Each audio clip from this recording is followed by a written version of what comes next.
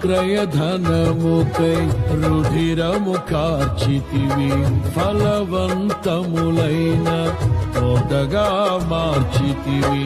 ఫలితము కొరకైన శోధన కలిగినను ప్రతిఫలముగా నాకు ఘనతను నియమించి, ఆశ్చర్యకరమైన ఆదరణ కలిగిల్చి, అన్ని వేళలయందు ఆశ్రయమైనావు. ఎంతగా కీర్తించిన నీ రుణమే నే తీర్చగలనా? ఇదే కదా నీలో పరవశం, మరువలేని తీయని జ్ఞాపకం. నూతనమైన కృపా, నవనూతనమైన